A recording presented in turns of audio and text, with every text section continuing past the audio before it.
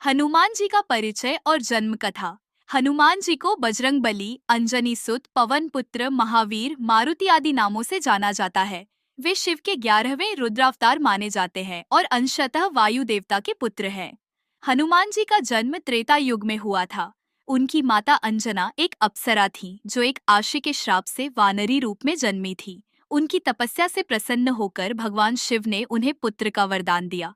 जब अंजना गर्भवती थी तब एक दिन महाराज दशरथ अपने यज्ञ के लिए पुत्र कामेष्टि यज्ञ कर रहे थे। जब अग्निदेव ने दशरथ को खीर दी तो गरुड़ के माध्यम से उस खीर का कुछ अंश माता अंजना के पास भी पहुंच गया। उसी खीर के प्रभाव से हनुमान जी का जन्म हुआ। उनके जन्म के समय पृथ्वी पर दिव्य प्रकाश फैल गया और देवताओं ने आकाश से पुष्प वर्षा की। बालक हनुमान अत्यंत तेजस्वी और बलशाली थे। अनीम बाल्यकाल की लीलाएं। अनीम सूर्य को फल समझकर निगलना।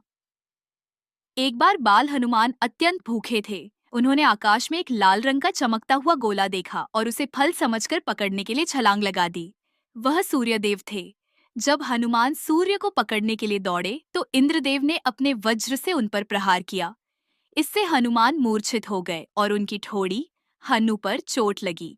इसीलिए उनका नाम हनुमान पड़ा।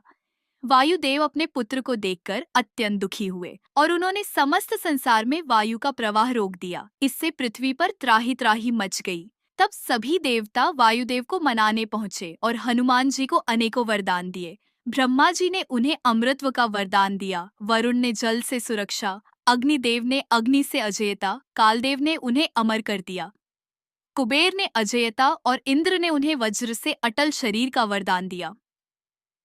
हनुमान जी की शिक्षा और ज्ञान। हनुमान जी को उनके माता पिता ने शिक्षा के लिए सूर्यदेव के पास भेजा। सूर्यदेव ने पहले मना किया, लेकिन हनुमान जी ने कहा कि वे चलते चलते ही शिक्षा ग्रहण कर लेंगे। सूर्यदेव ने उन्हें चारों वेद, उपनिषद, ज्योतिष, व्याकरण और अन्य सभी विद्याओं का ज्ञान दिया। संपूर्ण शिक्षा प्राप्त करने के बाद हनुमान जी ने गुरु दक्षिणा के रूप में अपने गुरु सूर्यदेव से कहा कि वे कोई सेवा करने की आज्ञा दे। सूर्यदेव ने कहा कि वे अपने पुत्र सुग्रीव की सेवा करें। हनुमान जी और सुग्रीव। हनुमान जी किशोरावस्था में ही ऋष्यमुख पर्वत पर आ गए, जहां सुग्रीव अपने भाई बाली से भयभीत होकर रह रहे थे। हनुमान जी ने सुग्रीव की सेवा को ही अपना धर्म मान लिया। जब भगवान श्री राम अपनी पत्नी सीता जी की खोज में ऋष्यमुख पर्वत पहुंचे तो सबसे पहले हनुमान जी ने ही ब्राह्मण के वेश में उनसे भेंट की। जब उन्हें श्री राम के वास्तविक स्वरूप का ज्ञान हुआ तो वे अत्यंत